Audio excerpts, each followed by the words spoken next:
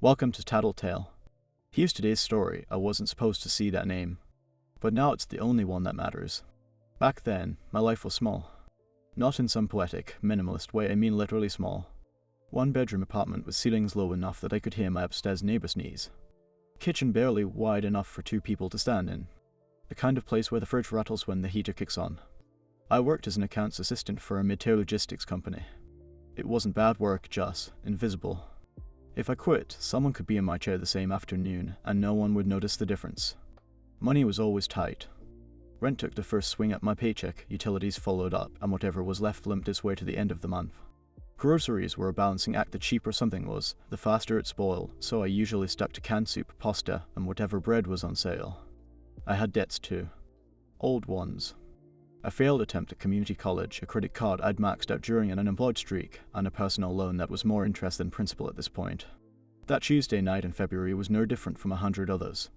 I grabbed groceries after work, store brand cereal, eggs, coffee, some brews, apples that were half off. The total came to $37.84. It wasn't until I got home, bags on the counter, that I opened my banking app to check the hit to my balance. And that's when I saw it, 118.47 credits under M. Kelling. I didn't know any M. Kelling. The name didn't match any refund I was expecting, not that I was expecting any. It wasn't round enough to be a mistake, not small enough to shrug off. It was specific. I told myself I'd call the bank in the morning. But the morning came, and I didn't. It stayed there, waiting. The week after that deposit, life moved on as if nothing had happened. The office was its usual mix of humming computers, the smell of burnt coffee, and quiet resentment. I filed invoices, updated spreadsheets, and nodded for small talk I didn't care about. But every time I checked my banking app, which became more often than I'd like to admit, the 118.47 was still there. Untouched. By Thursday, I convinced myself it was some micro-refund from a billing error months ago. Maybe a forgotten subscription or an overcharge correction. A boring explanation. On Friday, something happened that should have erased it from my mind entirely. My boss called me in for a chat about my performance. Nothing major, just the usual thinly veiled warning that I needed to show more initiative if I wanted to be considered for opportunities. Translation: you're lucky to still have this job. That weekend, I tightened my belt even more. No takeout, no impulse buys. I wanted to see how long I could stretch my paycheck. But on Monday morning, when I checked my balance before paying rent, I froze. 10,000 credits under M. Kelling. It didn't feel like winning anything. It felt like finding a stranger sitting in your kitchen, smiling, waiting for you to notice them. I stared at the screen until my coffee went cold. The air in my apartment felt heavier.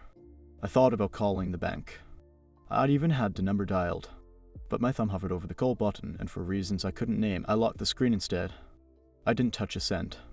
2 days later, as I was leaving work, a man was leaning against the brick wall across the street. He wasn't looking at me, not directly. But as I passed, he said, almost casually, "Nice day for it, isn't it, Mr. Kelling?" I didn't look back. That night's sleep felt impossible. The man's voice had been calm, not mocking, not even curious, just certain, like he knew exactly who I was, or who I was supposed to be.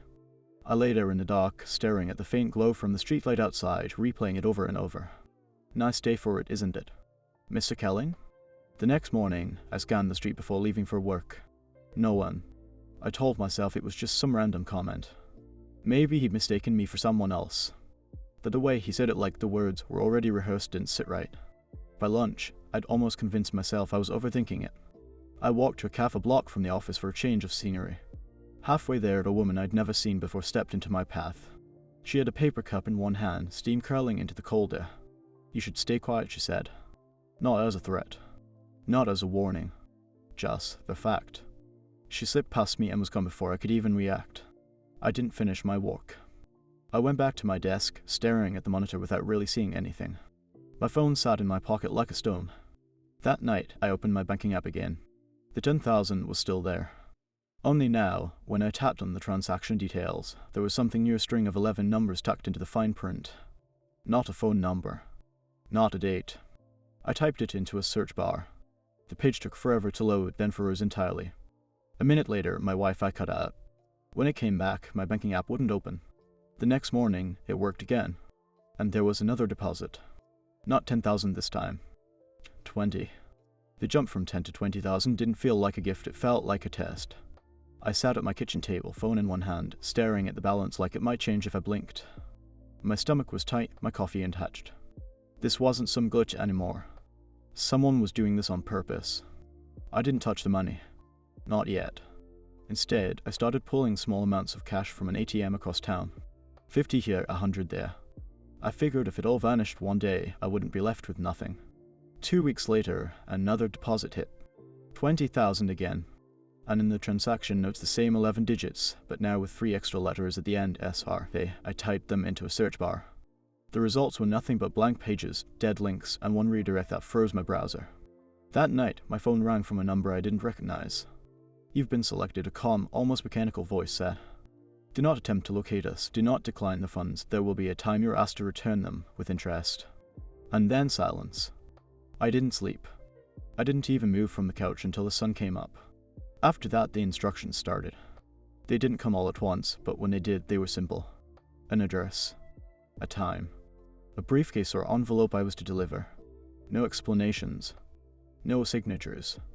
The first was an old man in a farmhouse miles outside the city. The second, a woman at a busy train station. Both times, they looked at me like they'd been expecting me. And then came the third delivery man I knew. My old landlord.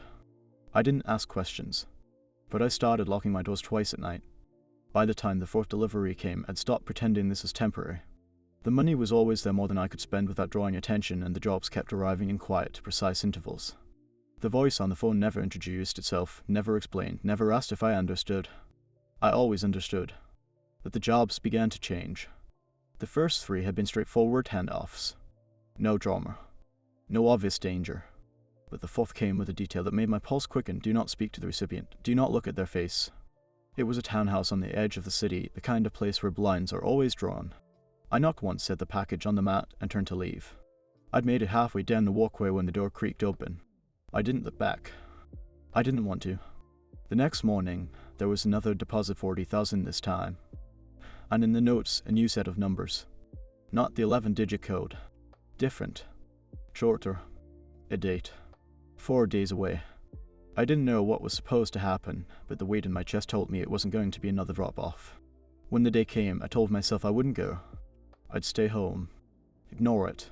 But at 2:55 a.m., I was standing outside in the cold, hands shoved deep into the pockets of my black hoodie, when a black sedan slid to the curb. The back door opened without a word. I got in. The sedan's interior smelled faintly of leather and something metallic. I didn't recognize the driver, but I recognized the woman in the back seat. The same one who had stepped in front of me months ago and said, "You should stay quiet." She didn't speak until the city lights had vanished in a rearview mirror. "You've done well," she said, her tone flat, unreadable. "Most don't last this long." We drove for what felt like I was turning down roads with no signs, no streetlights, nothing but the rhythmic flash of the passing guardrails. Eventually, the car slowed in front of a massive, windowless building. Inside was silence. No hum of machines, no echo of footsteps. Just a single metal table in the center of the room. On the table was a contract. My name was already printed at the top. "Sign," she said. "And everything you've been given becomes permanent. Refuse, and you'll owe us far more than money." I stared at her, at the paper, at the pen waiting beside it. I wanted to ask who they were, what I'd been delivering, why my life had been hijacked by a name I didn't know.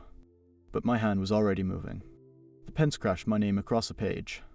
The woman smiled for the first time since I'd met her. "Welcome, Aunt Kelling." They didn't take me home. They took me to a home. A silver SUV was waiting outside the building. The woman handed me a phone, a wallet, and a set of keys before stepping away without another word. The drive was silent. When we finally pulled into a neat, tree-lined neighborhood, I knew instantly I'd never been here before. Every house looked identical, 2 stories, white siding, manicured lawns. The SUV stopped in front of one. The driver turned to me. "This is yours," he said. "Everything inside is already in your name. The neighbors know you. You've lived here for years." Inside, the air smelled faintly of fresh paint. The furniture was tasteful but generic, like it had been bought all at once. Family photos lined the mantel me with people I didn't recognize, smiling like we'd shared decades together. In the kitchen sat a manila envelope. Inside, house keys, bank cards, and a slip of paper with one line typed in bold, "Your role begins Monday. You'll be contacted. Do not leave this life. Do not seek the old one." That night, I lay in a bed that wasn't mine, in a room that felt too clean to be real. I tried to imagine walking away, disappearing before they contacted me. But I already knew I wouldn't. Monday came, and so did the first job in my new life. It arrived as a simple text on the phone they'd given me, package 40 p.m., back alley Hopper and 9th, delivered to door 5. I didn't recognize the sender. No name, no number, just the instructions. At 3:55, I was there. The package was small, plain, and already waiting against the brick wall. No one was in sight. I picked it up, walked to door 5, knocked twice, and left it on the step. The door opened just enough for a hand to pull it inside. No faces. No words. I told myself it was harmless, just a delivery. But the next job came 2 days later, and it was different. Briefcase, noon, apartment 14C, Woodside Tower, stay 5 minutes after drop.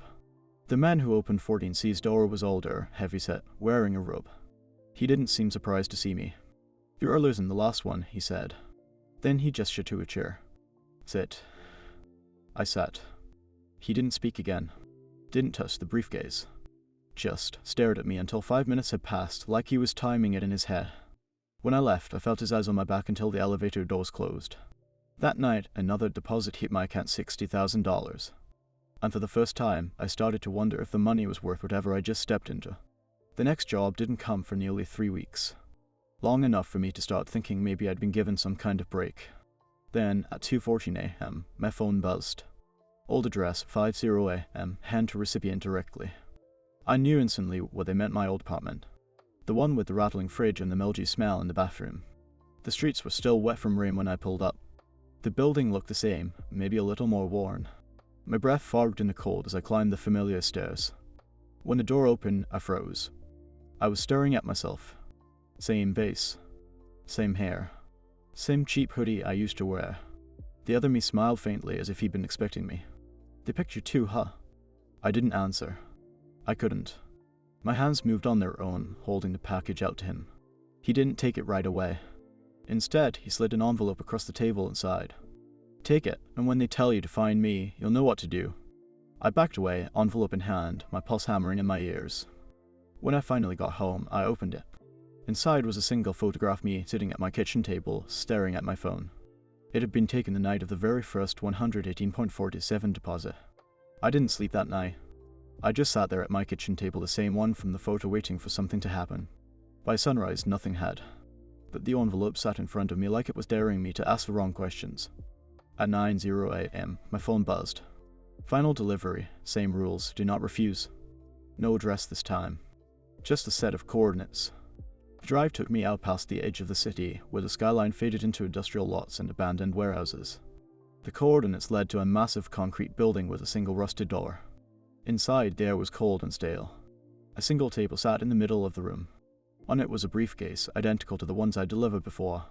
The woman was there, the one who told me to stay quiet the first time we met. She gestured to the briefcase. "You've carried for us, you've lived for us, now you'll replace for us." Before I could respond, the rusted door opened and the other me walked in. He looked at me the way you'd look at a reflection that had made different choices. Bottom. Resigned. She turned to him.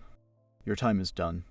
And without another word, he set his phone, his wallet, and his keys on the table, then walked out into the grey morning, disappearing behind the door. She pushed the briefcase toward me. "From this moment on, you are M. Kelling, all debts paid, all history erased, do not seek what came before." When I opened my mouth to speak, she cut me off with a smile that didn't reach her eyes. "There is no before, only the work." I left with the briefcase. I didn't open it. I didn't need to. Because I knew, sooner or later, someone would be sent to find me, and when they did, I'd know exactly what to do.